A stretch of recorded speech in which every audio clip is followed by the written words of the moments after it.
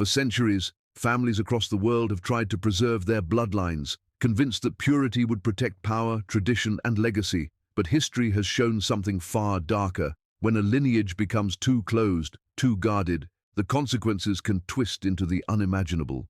Some stories are buried in forgotten archives, whispered only in small towns, or erased from records entirely, because what emerged was never meant to be seen again. For 3 centuries, the family's legacy was shaped not by triumphs carved into history books, but by an obsession whispered through generations, a fixation centered around preserving a bloodline that had long since stopped feeling human.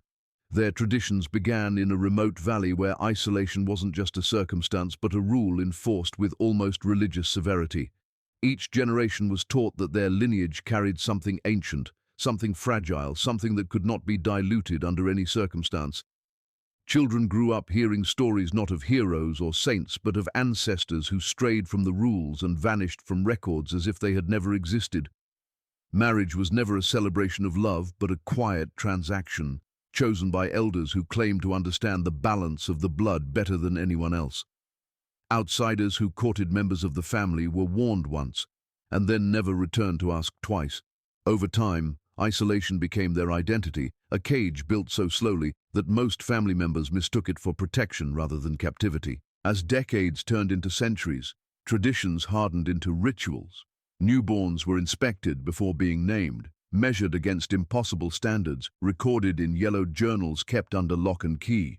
A child who didn't fit the lineage's physical expectations was quietly shipped to distant relatives and never spoken of again. Those who remained were raised on scripts of purity, loyalty, and sacrifice, taught from infancy that their greatest responsibility was not personal happiness or ambition, but the maintenance of a legacy older than any country around them. The elders claimed their blood held a memory, a dormant echo of something powerful that demanded preservation. They spoke of the founder of the lineage, an enigmatic figure whose life was recorded only in fragments, yet whose influence shaped every rule they lived by. Whispers suggested he had returned from a journey with knowledge no one should have possessed, knowledge that set the family apart in ways they could never publicly admit. The valley surrounding their ancestral home bore marks of strange phenomena that outsiders brushed off as superstition. Crops grew unnaturally tall near the family estate, animals avoided the property line, and the air on the farmland always seemed colder than the surrounding region. The locals created their own stories about the family, whispering in taverns about figures who walked at night with lanterns that never dimmed, and about ceremonies held underground where no priest was welcome. It wasn't unusual for travelers to leave the region with a sense of unease, unable to explain why the house felt like it watched them pass. Yet no one confronted the family, not out of respect but because an unspoken fear loomed over those who dared to question their practices. Inside the household, obedience was enforced with a quiet but absolute authority. Children who asked too many questions about the origins of the tradition were sent to spend weeks in the archive basement, forced to copy ancient texts by hand until the repetition drained their curiosity. Any mention of marrying outside the family was considered a betrayal not just of the living relatives, but of the ancestors themselves. Over time, compliance became instinctual, and rebellion became a myth. Each generation surrendered a piece of themselves to maintain the purity demanded by unseen expectations. Yet even the most loyal family members couldn't ignore the gradual changes that appeared as the bloodline narrowed. Certain children were born with unusually pale skin, eyes that shifted shade in different light, or uncanny sensitivity to sounds others couldn't hear. Elders dismissed these traits as gifts from their founder, signs that the blood was becoming more refined. But the younger members felt a quiet dread, sensing that the blood wasn't refining but mutating. There were nights when distant cries echoed through the old corridors, sounds no one could trace back to a living person. The family dogs frequently refused to enter certain rooms, growling at empty chairs or corners where the air felt unnaturally heavy. Despite these anomalies, the elders continued to insist that the tradition must never be broken. They taught that once, long ago, the founder witnessed something in the wilderness that changed him forever, something that chose their bloodline as a vessel for preservation. Although no written account fully explained what he encountered, every member of the family felt the weight of an unspoken truth embedded in their rituals. The founder's final orders, scrawled in trembling handwriting in the oldest journal, were obeyed without interpretation. The blood must remain whole, undivided, and untouched by outsiders. Generations followed these words as if they were divine law, never realizing that devotion had slowly transformed into fear. The deeper secret, the one buried in the silent gaps between the records, revealed that the founders' encounter had not been a blessing, and the purity they protected was not protection at all, but containment. But the elders refused to acknowledge the possibility, clinging to the tradition with fanatic determination. And so the lineage continued, each generation tightening the circle, each marriage shrinking the genetic pool, each birth carrying echoes of the founder's final desperate warning, and each anomaly becoming slightly more pronounced as the centuries crawled forward without mercy.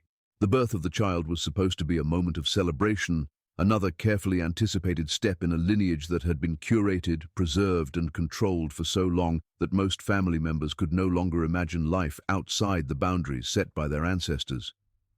Yet from the moment the labor began, something felt wrong, as though the house itself recognized what was coming and recoiled.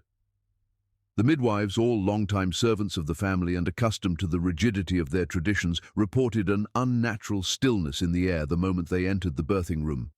Candles flickered without breeze, shadows trembled across the walls as if trying to escape, and the temperature dropped so low that frost clung lightly to the window frames even though it was midsummer. No one dared to speak of these signs aloud because within this family, silence was obedience, and questioning was considered a stain on the purity they had worked so long to maintain. As the hours passed, the midwives began to whisper to one another behind trembling hands. The mother, normally resilient and strong, complained of sensations unlike any she had felt during her previous pregnancies. She described a heaviness, not just of the body, but of the mind, as if something were pressing down on her thoughts, guiding them, controlling them. She felt visions flash in the corners of her eyes, fragmented scenes that she could not fully understand, swirling images of forests she had never walked, symbols she had never studied, and faces she had never met. Her veins pulsed with an alarming rhythm that beat against her skin like a second heartbeat that did not belong to her. The midwives tried to soothe her, insisting that exhaustion could play tricks on the mind, but inside they exchanged fearful glances, knowing that no other woman of the lineage had expressed such experiences before. When the child finally emerged, silence fell over the room so thick and absolute that even the crackling fire seemed to stop in respect or fear. The baby did not cry upon birth. Instead, it opened its eyes immediately, wide and unblinking, as though aware, observing, and ancient in a way no newborn should ever be. The midwives froze, hands hovering inches above the child without the courage to touch it. Its skin was unusually pale, not the soft sweetness of infancy, but the unsettling translucence of something untouched by warmth or sunlight. Its irises held a color none of them could name, shifting between shades depending on how the candlelight struck them, almost as though the eyes themselves were absorbing the light instead of reflecting it. The mother, shaken but alive, attempted to reach for her child, but her hand trembled violently, pulling back instinctively before she even made contact. There was no maternal warmth in her hesitation, only a primal fear she could not explain. The air around the newborn felt heavy, charged and unnatural, as if an unseen force radiated from it. Even the midwife's breath came out in thin, raspy clouds, despite the fire burning brightly beside them. Every instinct they possessed told them to step back, to keep distance, to avoid acknowledging what had just entered the world. When the elders arrived, their expressions did not reflect shock but recognition, a silent understanding they refused to put into words. They examined the child with a clinical detachment that disturbed everyone present. They muttered among themselves in the old language seldom spoken anymore, a dialect reserved only for rituals tied to the family's origins. Their voices trembled in places, wavering between awe and dread, as they debated what this birth meant for the lineage. One elder suggested the child was a sign that the bloodline had finally reached its intended state, that the centuries of isolation had produced something extraordinary. Another whispered that the founder's warnings had been accurate after all, and that this was the beginning of what he had feared. Their arguments continued in tense murmurs until the head elder silenced them all with a look so severe it drained color from their faces. Physicians were summoned from neighboring towns in hopes that science could offer an explanation for the child's unusual traits, but each doctor left the estate within hours, visibly shaken. None could classify what they observed. The child's heartbeat was irregular, sometimes fast, sometimes impossibly slow, and at times barely detectable. Its pupils did not respond to light the way a human infant's should. Its skin remained cold to the touch, regardless of how many blankets were wrapped around it. And when the baby made sounds, they were not the soft coos of a newborn, but low, harmonic vibrations that resonated through the wooden floors, causing objects around the room to tremble as though responding to the noise. Rumors spread through the valley before the week ended. Fishermen whispered of strange lights hovering above the estate at night. Shepherds reported their animals refusing to graze near the family's fields. Children in the village spoke of hearing distant humming sounds in the wind, sounds that made them feel watched even when alone. No one dared confront the family, but fear grew like wildfire, fed by every unexplained phenomenon that followed the child's birth. Inside the mansion, the newborn's presence shifted the atmosphere, drawing the attention of unseen forces that had lain dormant for generations. Family members reported waking in the night with the sensation of being observed, their dreams filled with unfamiliar landscapes and symbols that appeared almost ancient. The halls groaned under invisible weight, and shadows lingered just a moment too long in the corners of every room. The elders insisted that the child was the culmination of centuries of effort, a proof that their purity had preserved something powerful.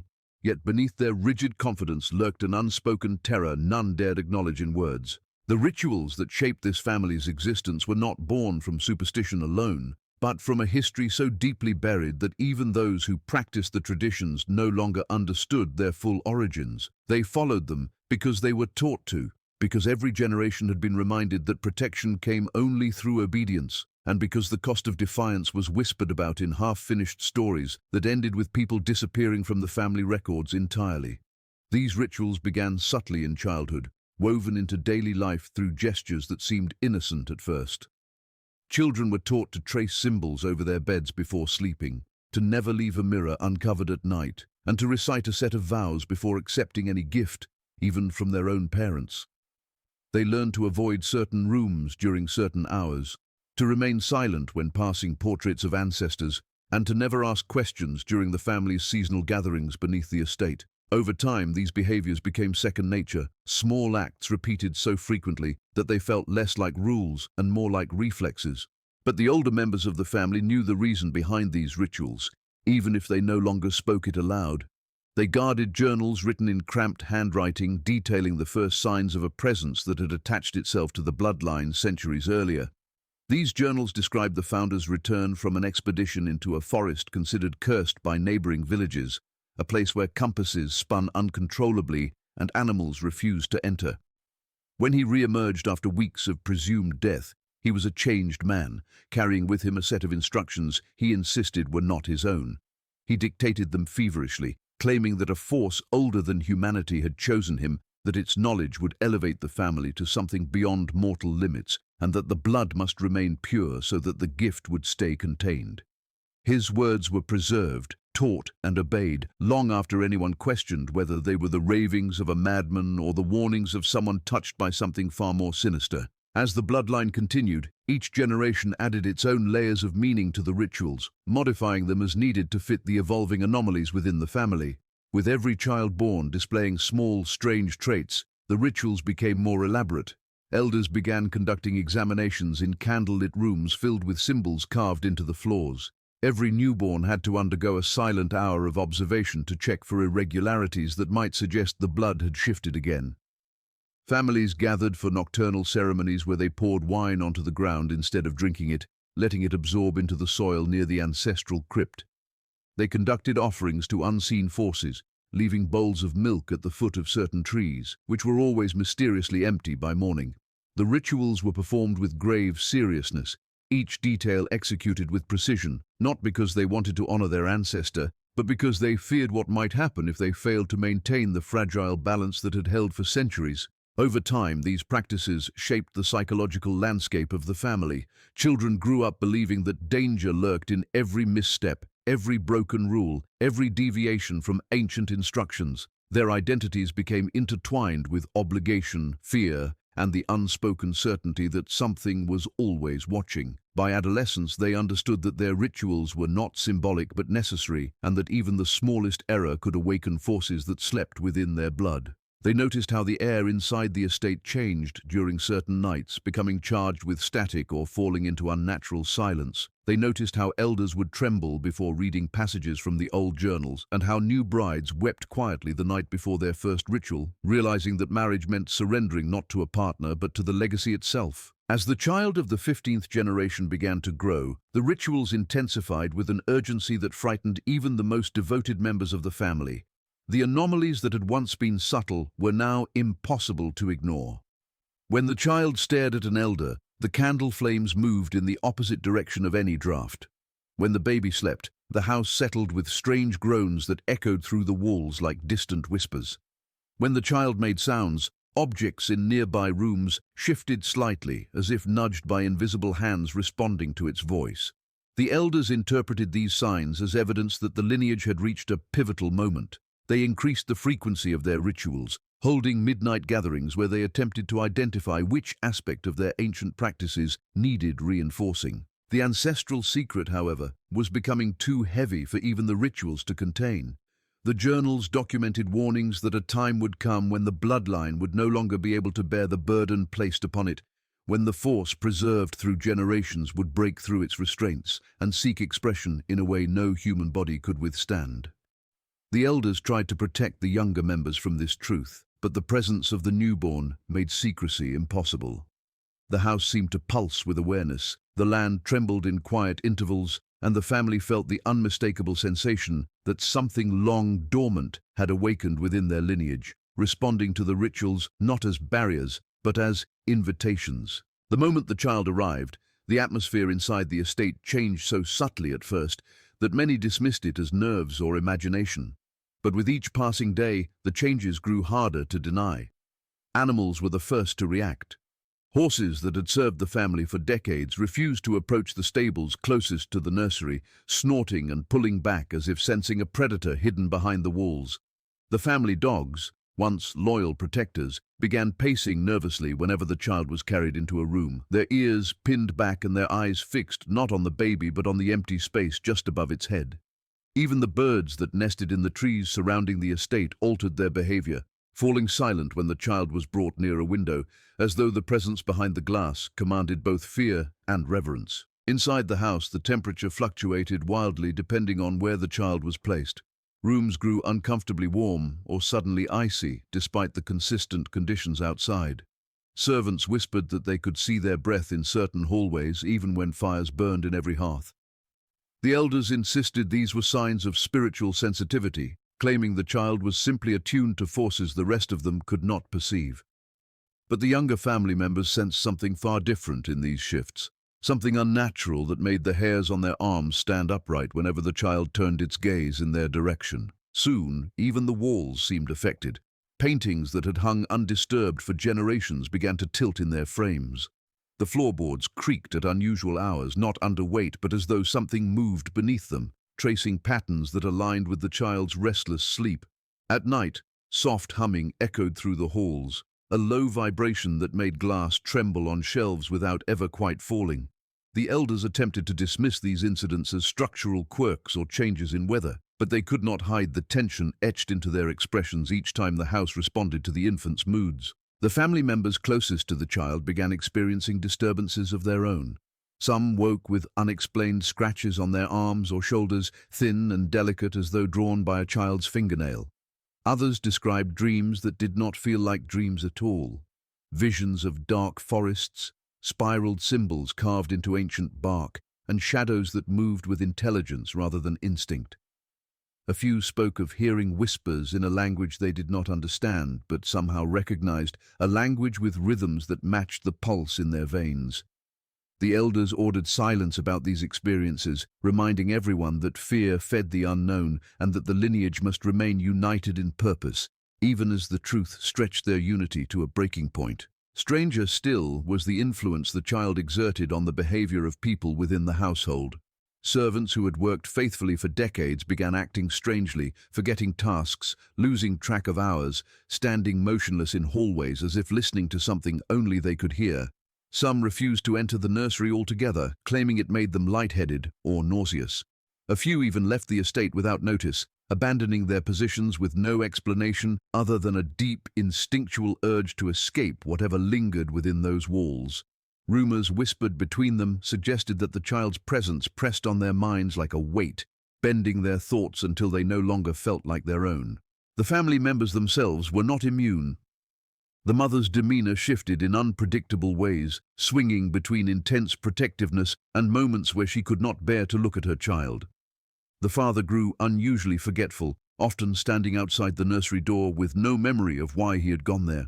The siblings behaved with a mix of fascination and dread, drawn to the baby by some magnetic pull, yet terrified of the unsettling calm that fell over them whenever they held it. Even the elders, who claimed the bloodline's purity was manifesting exactly as intended, began conducting meetings behind locked doors, their voices rising in frantic argument despite their attempts to maintain composure. It soon became clear that the child's presence was altering more than just the physical world around them. Objects left near the infant sometimes shifted positions when no one was watching. Toys rolled across the floor without being touched.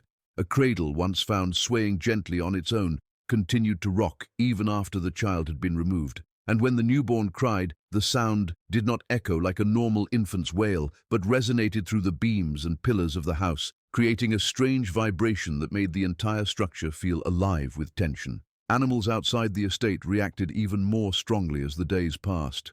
Packs of stray dogs gathered along the property line at night, barking wildly before retreating as if driven back by an unseen force. Owls perched in groups on the highest branches, staring toward the nursery window without blinking for hours. Livestock in neighboring farms fell ill without explanation. Hunters reported deer fleeing the forest that bordered the property, abandoning their usual grazing paths and leaving behind a haunting emptiness, as though the woods themselves were avoiding the estate. The local villagers sensed these shifts and spoke among themselves in hushed voices. They had always viewed the family with caution, wary of their strange rituals and guarded history, but now their unease grew into something deeper. Some claimed they saw lights flickering behind the nursery window long after the candles had been extinguished. Others swore they heard a strange rhythmic sound coming from the estate late at night, a hum that vibrated through the earth and made their bones ache. Though none dared to approach, the valley buzzed with rumors that the 15th generation child was not a blessing of the bloodline, but a rupture in its foundation, something that even the elders could no longer control. Despite all these signs, the family refused to leave. Their tradition demanded they stay, demanded they protect the child no matter how profoundly its presence reshaped every aspect of their lives, because the purity they had guarded for centuries was no longer just a legacy but an active, sentient force that the 15th generation had finally brought to the surface. The deeper the family looked into their own history, the more they realized that the purity they had protected for centuries was not a shield, but a vessel, and that the 15th generation was the point at which everything their ancestors had feared, hidden, and suppressed would surface whether they were prepared or not. The elders gathered every journal, letter, ritual script, and fragment of memory passed down through the lineage, piecing together a truth that had been scattered intentionally to prevent any one generation from understanding too much at once. The founders' writings, once dismissed as fevered ramblings, revealed themselves as warnings written by a man who understood that what he encountered in the forest had marked him permanently. His words described a presence that observed him, communicated without sound, and left him with knowledge too complex to express through language, knowledge that demanded a pure host to anchor itself in the human world. As the elders read deeper, they began noticing patterns in the family's births across centuries. Every third or fourth generation produced a child with subtle anomalies, hints of traits that seemed benign at first, but escalated as the bloodline narrowed. Each of these children lived strangely short lives, or disappeared without explanation. Their existence wiped clean from official records, but preserved in anxious notes tucked between pages of ritual texts. Those notes described infants who cried in tones that rattled windows, children whose shadows lagged behind their bodies, and adolescents who awoke with symbols carved into their skin in perfect geometric shapes. These anomalies were not accidents, but signs, markers of a lineage being sculpted generation by generation toward a single outcome, an outcome the elders had always feared would come but convinced themselves would never fully manifest. The 15th generation child displayed all the signs at once, signs that prior generations only exhibited in fragments. The shifting irises, The unnatural cold, the rhythmic humming, the influence on animals, the disturbances in the walls, all of it aligned perfectly with the founder's predictions of a host capable of sustaining the ancient presence without collapsing under its weight. The elders argued among themselves about what this meant. Some believed the child was the fulfillment of a destiny that would elevate the family beyond human limitations, granting them access to the knowledge the founder claimed to have glimpsed. Others believed this was a signal that the presence had finally broken through its containment and that the bloodline's purpose had never been ascension but restraint, that they were not chosen to inherit power but cursed to forever imprison a force that should never touch the world again. The more they studied the child, the more the elders realized that their centuries-long dedication had been guided not by their own will, but by the subtle influence of the presence woven into their blood. Their ancestors had mistaken this influence for divine guidance, for instinct, for intuition, never realizing the force had shaped their decisions, their fears, their marriages, their very concept of purity.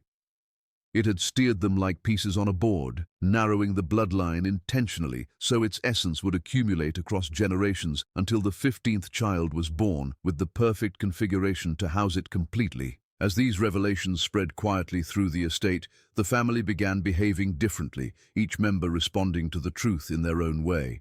Some withdrew into themselves, overwhelmed by the realization that their lives, choices, and identities had been orchestrated by a presence they had never understood.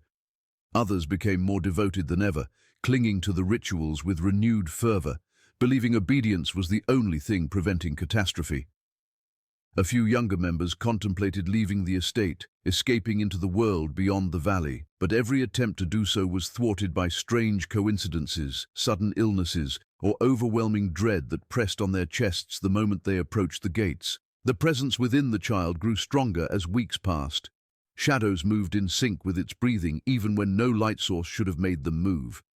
Objects stretched toward the crib as though drawn by an invisible current. When the baby's eyes locked onto a person, they experienced visions, some seeing glimpses of memories that were not their own, others witnessing landscapes that defied logic, and a few collapsing entirely as their minds buckled under the strain of something far older than human thought. The elders attempted to soothe the family by insisting that the child was simply awakening, that its abilities were signs of evolution rather than danger, but even they could not hide their trembling hands or the sleepless nights carved into their faces. The estate itself began reacting to the child in ways no one could fully explain. The foundation vibrated during the infant's quiet moments, as if sinking to a pulse no one could hear. The air around the nursery thickened until it felt like pushing through water to reach the cradle.